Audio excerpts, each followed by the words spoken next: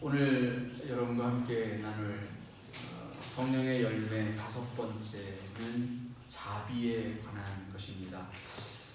자비는 히브리어로는 헤세드라고 하는 단어로 쓰이고 있고, 영어로 이 단어를 번역을 할 때에는 kindness 혹은 gentleness라고 번역을 합니다. 이는 우리말로 바꾸어 말하면 친절이라고 할 수가 있을 것입니다. 자비 그러면 왠지 좀 힘 있는 사람이 이렇게 아랫사람에게 이렇게 행하는 그런 양태로 좀 비추어져서 우리와 조금 거리감이 있는 단어로 느껴지지만, 친절이라고 이렇게 단어가 들려지면 매우 친숙하고 우리가 언제든 행할 수 있는 일상 속에 있는 내용으로 그렇게 들려집니다.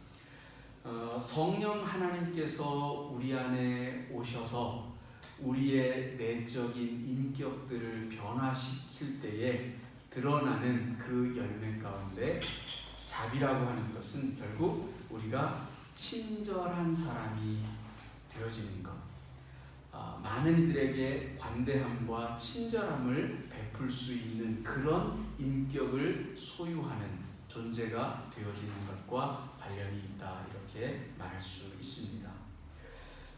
계속해서 말씀드리는 것처럼 성령의 열매라고 하는 것은 우리의 인격의 변화와 관련이 되어져 있고, 성령이 오셔서 내 안에 거하심으로 말미암아 나의 인격이 그렇게 성숙되어지고, 또 그 성숙되어진 인격을 통해서 드러나는 삶의 모습이 바로 성령의 열매다, 이렇게 말씀을 드렸습니다.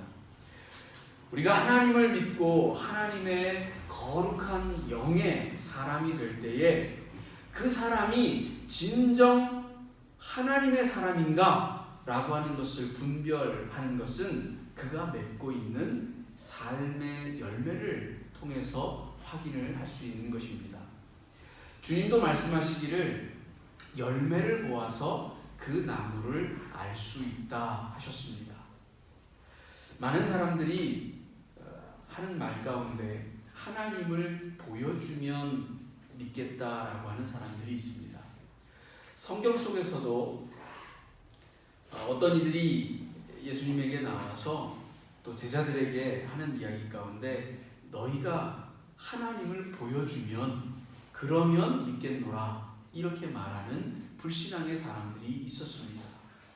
이 말은 보이는 것만 믿겠다는 뜻입니다. 그런데 보이는 것은 있는 그대로의 사실이지 결코 믿음의 대상이 될 수가 없습니다.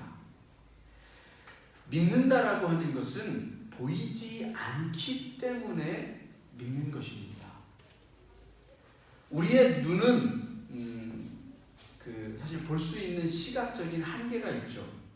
그래서 내가 내 눈에 보이는 것만 믿겠다라고 하는 것은 내 시각적으로 드러나 있는 것만 바라보고 그것만을 믿음의 대상으로 삼겠다라고 하는 이야기인데, 내 눈에 보이지 않는다라고 해서 존재하지 않는다라고 생각하는 것만큼 큰 착각은 없습니다. 단적인 예를 우리가 들자면, 우리 시각의 범위는 자외선의 그 스펙트럼 안에 있는 것만 볼 수가 있습니다. 그런데 빛이라고 하는 것은 자외선만 있는 게 아니죠. 그래서 이 우리의 눈으로 볼 수 없는 것을 약간의 그 기계를 빌어서 보게 되어지면 적외선을 통해서만 볼 수 있는 어떤 그런 것들을 볼 수 있는 그런 기계들을 통해서 확인을 할 수가 있습니다. 결국 우리 눈에 보이지 않는다라고 해서 결코 존재하지 않는다라고 말할 수 없다라는 것이죠. 또 다른 예를 하나 더 들어보자면, 우리의 시각은 전방 140에서 160도 정도를 볼 수 있다라고 합니다.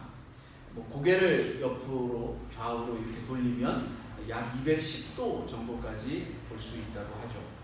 그렇다고 해서 우리 뒤에 있는 것, 내 뒤에 있는 것, 그것은 보이지 않는다라고 해서 존재하지 않는다라고 말할 수 있느냐라는 것입니다. 지금 제 뒤에는 십자가가 있죠. 근데 저가 만약에 망부석처럼 이렇게 서 있어서 앞만 볼 수 있는 존재라고 가정을 한다면, 그리고 내 눈앞에 보이는 것만 믿겠다라고 하는 사람이 있다면 내 뒤에 십자가가 있다고 아무리 얘기를 해줘도 절대 믿지 않을 겁니다. 그렇다고 해서 십자가가 정말 존재하지 않는다라고 말할 수 있겠느냐라고 하는 것이죠. 우리는 우리의 시각으로만 볼 수가 없습니다. 그러나 우리의 볼 수 없는 것이 존재하지 않는다라고도 말할 수 없습니다. 주님은 그래서 이렇게 이야기하죠. 우리가 볼 수 없는 것이 볼 수 있다라고 하는 것을 어떻게 알 수 있습니까? 라고 하는 물음에 대하여서 나뭇가지와 잎사귀의 흔들림으로 바람이 있음을 알 수 있지 않느냐, 이렇게 대답해 주셨습니다. 결국 보이지는 않아도 현상을 통해서 확인은 할 수 있다는 겁니다. 그러면 하나님의 그 영의 존재라고 하는 것은 우리가 어떠한 현상으로 확인을 할 수가 있겠습니까? 그것이 바로 성령의 열매라는 것입니다. 내 안에 어떠한 삶의 열매들이 맺히고 있는가? 내가 살아가는 그 삶의 현장 속에 내가 마주하고 있는 사람들 사이의 관계 안에서 나는 어떠한 열매를 맺고 있는가? 그것을 통해서 하나님이 내 속에 계시는가? 하나님이 나와 함께 계시고 나와 동행하시며 내 속에 역사하시는 살아있는 하나님으로 계시는가를 확인할 수 있다는 얘기입니다. 우리 스스로에게 물어봅니다. 내가 맺고 있는 삶의 열매라고 하는 것은 과연 어떠한 것인가? 여기 바울이 갈라디아서에서 이야기하고 있는 성령을 소유한 사람이라면 마땅히 이러이러한 삶의 열매들로 채워질 것이다 라고 이야기하였던 그 열매들이 과연 나타나고 있는가라고 하는 것을 생각해 보아야 한다는 것입니다. 성령의 열매들을 가만히 생각해 보시기 바랍니다. 사랑, 희락, 화평, 오래 참음, 자비, 양선, 충성, 온유, 절제, 이 모든 것들은 관계적인 것들입니다.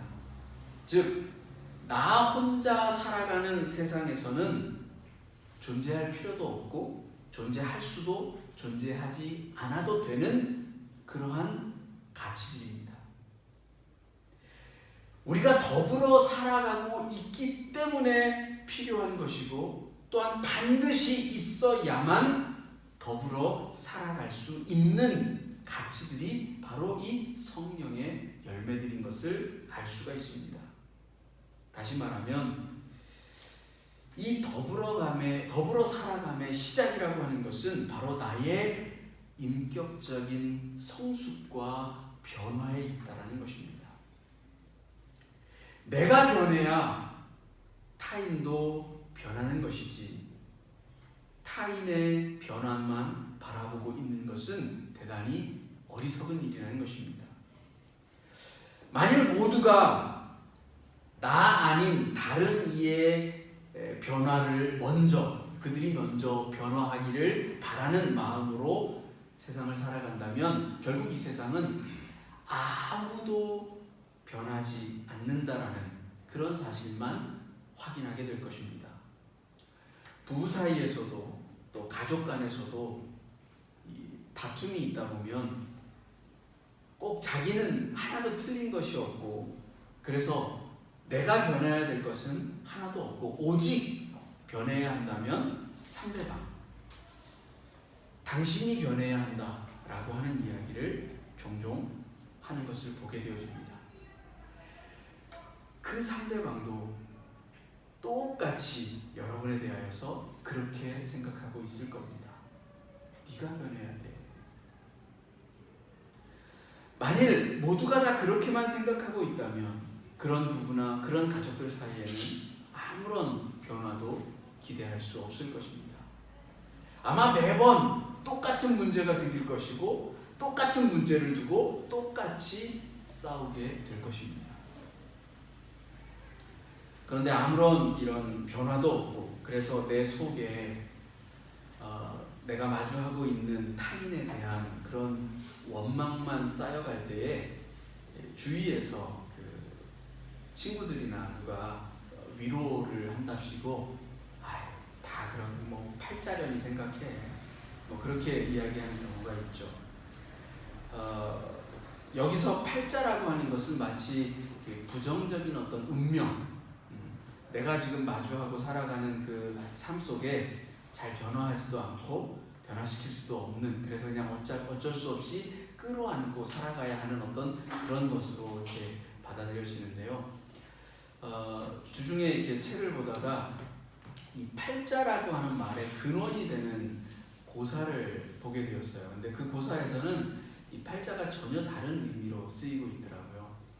그 장자의 그 잡편이라고 하는 그 이야기 속에 보면 공자가 그 한 어느 그 지혜로운 어부를 만나서 그에게 이제 배움을 청하는 가운데 사람이 보다 좀 나은 삶을 살아가려면 어떻게 해야 합니까? 이렇게 이제 질문을 했어요. 그래서 어부가 팔자사환이라고 하는 말을 해줍니다. 그래서 이 8가지의 그 것들을 좀 유념하면서 그와 같은 것들을 조심하면 좀 더 나은 삶을 살 수 있다 이야기인데, 여기에서의 그 팔자는 8가지 허물이라는 뜻으로 거기에 그 담겨져 있는 8자의 뜻은 이런 것들입니다. 참견할 총, 뭐 아집영, 아첨첨, 알랑거릴 유, 험담 참, 또 이간질적, 사특할 특, 또 음험할 이런 것들입니다. 그래서 그 흔히 팔자를 고치고 싶다 하는 얘기는 이러한 같은 8가지 그 허물들을 좀 유념해서 그와 같은 것들을 잘 내 속에서 이렇게 물리쳐낼 때 내 삶이 달라질 수 있음을 말하는 겁니다. 그러니까 여러분도 팔자를 고치고 싶으십니까? 내 삶이 지금 좀 별로 그렇게 만족스럽지는 못해서 내가 가지고 있는 그런 팔자를 고치고 싶다. 뜻을 이제 바꾸어 생각해야 돼요. 팔자를 가만히 여기 제가 말씀드린 것들을 이렇게 들여다보면 사실 여기에 쓰여 있는 그 내용들은 한편으로는 자기보다 약한 사람에게는 굉장히 좀 무례하게 굴고 자기보다 힘 있는 사람들에게는 아주 비굴하게 구는 그러한 모습들로 이렇게 나와져 있습니다. 그러니까 그와 반대되는 삶을 살아라는 얘기예요. 그러니까 대부분의 사람들이 왜 이러한 팔자와 같은 그 8가지의 그런 허물과 같은 그런 삶을 살아가느냐, 대체로 어떤 사람이 그런 사람을 살아가느냐 보면 자존감은 낮으면서 자존심이 센 사람일 경우에 주로 센 사람한테 비굴하고 약한 사람한테 갑질하려고 하는 그러한 모습으로 살아간다는 거죠. 우리는 사실 우리의 자존감, 하나님께서 우리에게 허락하신 그 생명의 귀함, 나라고 하는 이 존재의 귀함을 더욱더 알아가고 깨달아가는가 동시에 타인도 역시 그와 같은 똑같은 하나님의 귀한 생명을 지닌 존재다라고 하는 것을 인식하고 깨달으면서 그들을 대할 때 그들에게 겸손히 낮아지는, 그래서 내 자존심은 좀 낮추는 그러한 삶을 살아갈 때 결국 우리의 팔자도 달라질 수 있다는 것입니다. 왜 내가 변해야 할까요? 남이 아니라 왜 내가 변해야 할까요? 성경은 내가 변해야 하는 그 이유에 대하여서 이렇게 설명합니다. 하나님이 우리에게 먼저 자비를 베풀어 주셨기 때문이다. 하나님께서 우리에게 먼저 은혜를 베풀어 주셨다라고 말합니다. 우리가 하나님을 먼저 사랑한 것이 아니요 하나님께서 우리를 먼저 사랑하셨다라고 이야기합니다. 하나님의 우리를 향하신 그 사랑과 은혜가 먼저 선재했기 때문에 하나님은 우리들에게 내 이웃을 사랑하라고 요청하는 것입니다. 1만 달란트 빚진 자가 있었습니다. 그 빚을 탕감을 받았어요. 얼마나 큰 은혜입니까? 그런데 그거에 몇십만 분의 1도 안 되는 자기에게 100데나리온 빚진 자를 만나서는 그 빚을 갚으라고 독촉을 하고 심지어 때리고 감옥에 가두었습니다. 그를 악하다라고 하는 이유는 바로 자신의 받은 은혜를 잊었기 때문입니다. 자기가 받은 은혜와 자비는 잊어버리고 마주하고 살아가는 타인에 대하여서는 굉장히 엄격하게 자신의 그 잣대를 가지고 그를 판단하고 그에게 비판하고 하는 그러한 모습을 보였다라는 것입니다. 우리에게 먼저 베풀어진 그 하나님의 사랑은 결국 나를 통해서 다시금 이웃과 타인에게로 흘러가야 한다는 것이 하나님의 말씀인 것입니다. 오늘 우리가 읽은 여기 다윗의 이야기가 있습니다.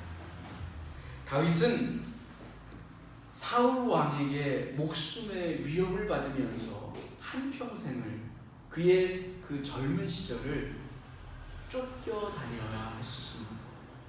그러다 사울이 죽고 통일 왕국의 국왕으로서 그 최고의 자리에 오르게 되었습니다.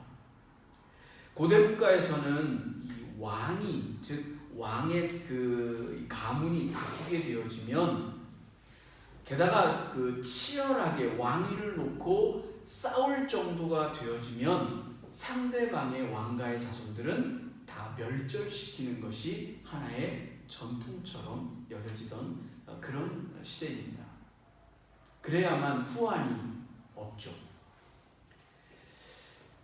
다윗이 이 왕이 되어졌을 때에 보인 행동은 그러한 고대 사회에서 일반적으로 행하던 그 모습과는 확실히 달랐습니다.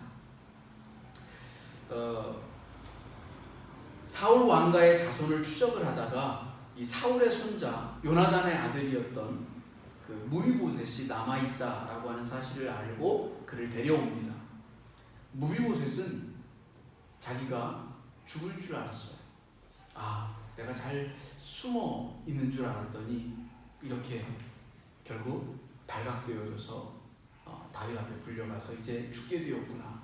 그래서 다윗 앞에 섰을 때 두려움은 떨었다라고 했죠. 근데 다윗의 입에서 나오는 이야기는 그와는 정반대였습니다. 죽을 줄 알았던 그였지만 다윗은 정반대로 아주 선대하였습니다. 잘 환대하고 맞아주고 그의 기업을 다 회복시켜주고 뿐만 아니라 왕실에 함께 기거할 수 있는 특권을 허락하였을 뿐만 아니라 왕과 함께 겸상할 수 있는 그러한 자리도 허락되어졌습니다. 이것은 무비보셋이 전혀 기대하지 않았던 자비와 친절이었습니다. 다윗은 그에게 자비를 베풀었고 무비보셋은 자비를 경험했던 것입니다. 우리가 흔히 하는 말 중에 억울하면 출세하라 이런 말 종종 하죠. 억울하면 출세하라 이 말은 주로 그 힘과 권세를 있는 사람, 힘과 권세를 가진 사람에게서 어떤 무례함, 불친절함을 그 경험한 후에 그런 그 부당함에 대하여서 고발하고 싶지만 또 혹시나 큰 해를 입을까 봐서 고민하고 있을 때 주위에서 하는 말이 너 억울하면 너도 출세해 그런 말을 많이 합니다. 근데 이 말을 여러분 가만히 생각해 보세요. 이 말이 진정 의미하는 바가 무엇인지. 이 말은 억울한 일을 지금 당해야, 네가 지금 힘이 없고 약하여서 또 지위가 낮아서 억울한 일을 당하지만 나중에 출세하면 너는 그렇게 무례함을 경험한 사람으로서 너의 그 후배들이나 또 낮은 위치에 있는 사람들에게 똑같이 그렇게 하지 말아라 라고 하는 의미에서 하는 이야기가 아닙니다.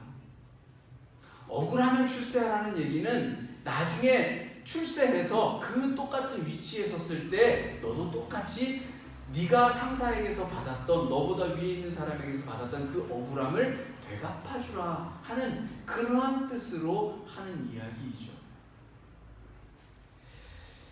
무례를 경험한 사람이 그러한 무례함에 잘못되어진 것을 개선하라고 하는 그러한 이야기가 아니라 오히려 그 억울함을 푸는 방식이 똑같이 내가 당한 만큼 나의 후배와 자라나는 또 다른 이들에게 되갚음을 통해서 해결하라는 그러한 이야기가 여러분 과연 좋은 위로가 또 진정한 그 사람에게 해줄 수 있는 권면의 말이라고 생각이 되십니까?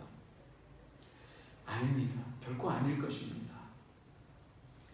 우리는 이와 같은 이야기를 군대에서 사실 많이 남자들은 경험을 하죠. 그 쫄병이었을 때에 억울한 일들을 참 많이 당해요. 고참이 되고 나서 그 자기가 겪은 그런 것들을 이렇게 되물림하지 않으면 참 좋을 텐데 대부분 그렇지 않아요. 자기가 받은 고통만큼 똑같이 해줍니다. 그래야 자기가 받은 억울함이 풀어지는 것처럼 그렇게 생각이 되어지는 것 같아요.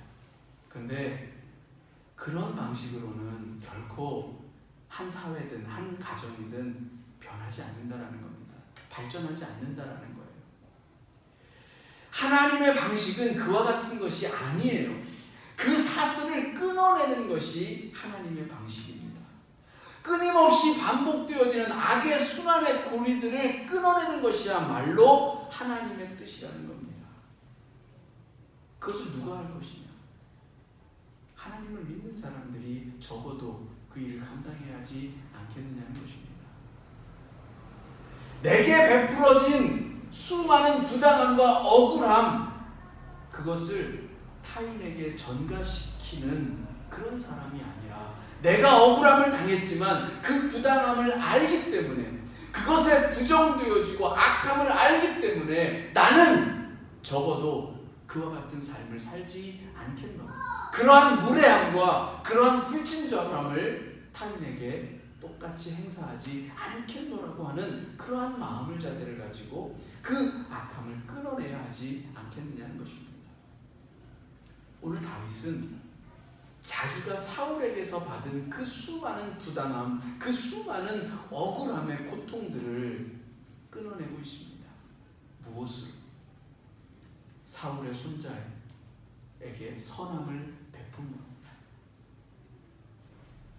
자비를 베풀고 친절을 베풀므로 해서 그 악에 반복되어지는 순환을 끊어내고 있는 것입니다. 여기 이 다윗은 어떻게 이렇게 자비를 베푸는 사람이 되어질 수 있었을까? 그 비밀이 참 궁금합니다. 근데 3절에 다윗은 이렇게 이야기합니다. 왕이 가로되 사울의 집에 남은 사람이 없느냐? 내가 그 사람에게 하나님의 은총을 베풀고자 하노라. 여기 그냥 내가 은총을 베풀겠노라 이렇게 말하지 않고 있어요. 내가 가진 힘과 내가 가진 권력과 내가 가진 이 권세와 힘으로 선을 베풀겠노라 이렇게 말하는 것이 아니라는 것입니다. 다윗은 하나님의 은총, 하나님의 사랑으로 이 자비를 베풀겠노라고 말하고 있습니다. 여기에 쓰인 단어가 바로 처음에 말씀드렸던 하나님의 자비하심 헤세드입니다. 구약 성경에서는 250회 정도 쓰이고 있는데 구약의 가장 핵심적인 단어라고 할 수 있고 신약의 아가페, 하나님의 사랑과 이렇게 매치가 되어지는 그런 단어입니다. 이것은 세속적인 사랑, 사람들이 주고받는 그러한 사랑과는 차원이 다른 하나님의 독특한, 아주 독특한 성실성에 뿌리박은 사랑입니다. 타인이 나에게 어떻게 대하느냐, 대하는 만큼 나도 대한다라고 하는 방식이 아니라 무조건적으로 베풀고 상대방이 어떠한 모습으로 내 앞에 있든 간에 상관없이 내 속에 있는 것, 하나님이 주시는 것들로 말미암아서 끊임없이 베푸는 그와 같은 사랑을 뜻하는 말이라고 할 수 있습니다. 왜 그럴 수밖에 없는가? 왜 우리 그리스도인들에게 그와 같은 삶이 요청되어지는가? 저와 여러분이 그 사랑을 받았기 때문이라는 것입니다. 에베소서 2장 8절과 9절에서 바울은 이렇게 얘기합니다. 너희가 그 은혜를 인하여 믿음으로 말미암아 구원을 얻었나니 이것이 너희에게서 난 것이 아니고 하나님의 선물이라.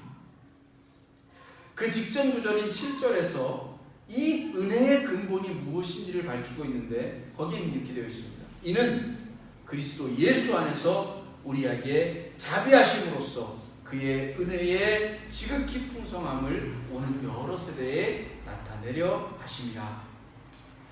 하나님이 예수님을 통해서 우리에게 자비를 베풀기를 원하셨습니다. 그래서 그 자비를 베풀기를 원한 하나님의 마음 때문에 우리가 은혜를 받고 구원함을 입었습니다. 이것이 우리가 타인을 향하여서, 이웃을 향하여서 친절함을 베풀어야 하는 이유입니다. 우리의 구원이 하나님의 자비하심의 결과라는 것입니다. 똑같은 메시지가 디도서 3장 4절과 5절에도 기록되어져 있습니다. 말하자면 우리의 행함이 있기 전에, 다시 말해 우리의 선한 행실이 있기 전에 하나님의 자비하심이 먼저 베풀어졌다는 것입니다. 사실 우리가 의로운 삶을 살아야 하는 가장 근본적인 이유 역시 우리가 의롭기 전에 먼저 용서함을 받았기 때문이며 은혜를 얻었기 때문입니다. 우리의 의로운 삶이라고 하는 것은 결국 하나님의 베푸신 그 자비하심에 대한 응답인 것입니다. 다윗은 바로 이 하나님의 자비하심, 하나님의 친절하심을 알았다는 것입니다. 그래서 자기의 가진 권세나 자기의 왕적 권한을 통해서 은혜를 베푼다고 말하는 것이 아니라 하나님의 은혜로 자비를 베푼다라고 한 것입니다. 자비와 친절이 또 이웃과 더불어서 나누어져야 하는 것은 이처럼 당연한 것입니다. 나를 통해서 그와 같은 것들이 흘러나가야 하는 이유를 다윗은 명확하게 알고 있었고 오늘날 우리들에게도 그 이야기를 들려주고 있는 것입니다. 사랑과 자비를 체험하고 경험한 사람들과 그렇지 않은 사람들이 있다라고 했을 때 어느 쪽이 더 타인에게, 이웃에게 사랑과 자비와 친절을 베풀 수 있겠습니까? 프로이트 심리학은 그런 이야기를 하죠. 현재의 심리적인 문제의 원인들은 어린 시절에 겪었던 경험에서 찾아보면 대부분 찾을 수 있다. 그러니까 어린 시절에 학대와 어떤 폭력에 시달린 아이들은 세상을 왜곡해서 보고 또 자신과 이웃에게 자기의 당한 학대와 또 그 폭력을 되물림하는 그렇게 되어질 수 있는 확률이 좀 더 높다라고 하는 그런 사례들을 제시합니다. 결국 그 이야기는 뭐냐면 폭력적인 환경의 그 사람의 이면에는 그를 폭력적으로 대했던 바로 우리들이 있다라고 하는 것을 말해줍니다. 그러니까 단지 그 한 사람만 비난할 수 없는 이유입니다. 우리가 사랑과 자비를 통해서 우리의 자녀들을 대해야 하는 이유이기도 합니다. 우리가 좀 더 친절한 삶을 살아갈 때에 그 친절이 결국 흐르고 흘러서 사회 전반을 변화시키는 커다란 힘이 되어질 수 있음을 말해주는 이야기이기도 합니다. 정신의학에서 그 철칙처럼 다루어지는 화에 관한 내용이 있습니다. 무엇이냐면 그 화를 내지 말고 화가 났다라고 하는 것을 표현하라 이렇게 얘기해요. 무슨 얘기냐 하면 내가 지금 그 너와 사이에서 뭔가 내 감정을 건드리는 말 때문에 마음이 아프고 상처를 입고 화가 났어 라고 하는 것을 표현은 하되 그 감정을 그냥 그대로 다 그 쏟아내는, 그러니까 화를 내는 그 감정을 토해내는 일은 하지 말라. 그렇게 되어지면 역시 상대방도 마찬가지로 상처를 입기 때문이다 라고 하는 이야기를 합니다. 근데 우리는 그렇게 보통 안 하죠. 화를 내고 난 다음에, 그러니까 감정적으로 먼저 폭발을 시키고 난 다음에 내가 왜 화났는지를 설명을 한다든지, 아니면 이렇게 막 분노를 표출하면서 이 화를 내는 이유를 말하기도 하죠. 근데 그와 같은 일들이 사회생활하는 관계 안에서는 잘 이렇게 그런 일들이 벌어지진 않아요. 오히려 가까운 사이, 부부 사이나 가족 안에서, 아주 가까운 친구들 사이 안에서 그런 일들이 벌어집니다. 왜냐하면 내게 가까운 사람은 나를 이해해 줄 것 같은 생각이 들기 때문에 그래요. 그래서 한번 생각하고 내가 왜 화났는지에 대한 이야기를 하기보다는 먼저 화부터 내놓고 보는 그런 일들이 많아지죠. 근데 여러분, 가까울수록 나와 가깝고 나와 함께 더불어 살아가고 있는 사람일수록 더 우리는 그런 부분에서 조심해야 합니다. 그런 사람들은 나와 가까운 사람들일수록 훨씬 더 많은 상처와 아픔을 가질 수 있기 때문에 그렇습니다. 그래서 그럴 때마다 내가 먼저 받은 은혜, 사랑, 분명 그럴 거예요. 우리가 마주하고 있는 사람들로부터 받은 것들이 분명히 있을 것입니다. 그리스도인들은 그것을 하나님의 사랑을 먼저 받은 것으로 대비해서 그렇게 이야기하지만, 보통의 우리의 일상의 삶 속에서도 나의 나 된 것은 결코 나 홀로 된 것이 아니라는 사실을 우리는 잘 알아야 합니다.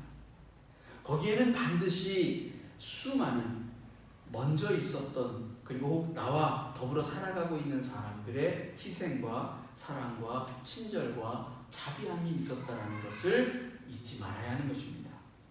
이것을 성경은 빚진 자의 마음으로 살아가라고 권면합니다. 본문 1절을 우리가 다시 보면 다윗이 가로되 사울의 집에 오히려 남은 사람이 있느냐, 내가 요나단을 인하여 그 사람에게 은총을 베풀리라. 여기 요나단을 인하여라고 하는 말을 주목해 볼 필요가 있습니다. 사울로부터 무수한 공격을 받고 억울한 일들을 당하였지만 그 사울의 아들 요나단만큼은 다윗을 선대하였습니다. 그를 보호하였고 그에게 피할 길을 내어주었습니다. 다윗은 그 요나단의 자기에게 베풀어준 그 사랑과 친절함을 잊지 않았다는 겁니다.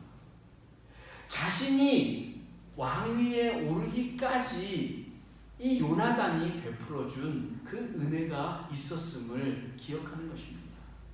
오늘 우리의 삶에서도 내 삶이 지금 이 순간 영이 되어지고 이렇게 살아가지고 하는 그 모든 것의 이면에는 또한 나를 있게 한 하나님과 또 나에게 허락하신 수많은 주변인들로 인하여서 내가 지금 여기 살아가고 있다라고 하는 것입니다. 그들이 베풀어준 사랑과 그들이 베풀어준 자비함 때문에 내가 지금 여기 서 있다라고 하는 것, 우리가 이것을 잊지 않을 때, 다시 말해서 내가 그와 같은 이들에게 빚지고 있는 마음 자세로 살아갈 때에 우리도 친절을 베풀 수 있고 당연히 친절한 사람으로 살고자 하는 그런 마음들이 생겨날 것이라는 것입니다. 말씀을 이제 마무리하려고 합니다. 여러분, 이웃을 향해서 한 주간 좀 더 친절한 자세로 다가갈 수 있는 그런 저와 여러분이 되어지기를 원합니다. 한 가지 재미있는 것은 자비라는 그 단어가 히브리어로는 헤세드라고 했는데 헬라어로는 크레스토테스 혹은 크레스토스라고 합니다. 비슷한 단어가 있죠. 크리스토스, 그리스도. 다시 말해서 이 굉장히 그 크레스토스나 크리스토스가 아주 비슷하게 이렇게 들리다 보니까 이 초대교회 시절에 이 초대교회에서 많은 사람들, 즉 그리스도인들을 세상 사람들은 친절한 사람 이렇게 인식을 했다고 합니다. 그리스도인들은 친절한 사람들입니다. 그래야 합니다. 여러분, 친절한 사람으로서 또 한 주간을 살아가시면서 그리스도의 이름을 영광되게 하시는 저 여러분이 되기를 주님 이름으로 축복합니다. 기도합니다.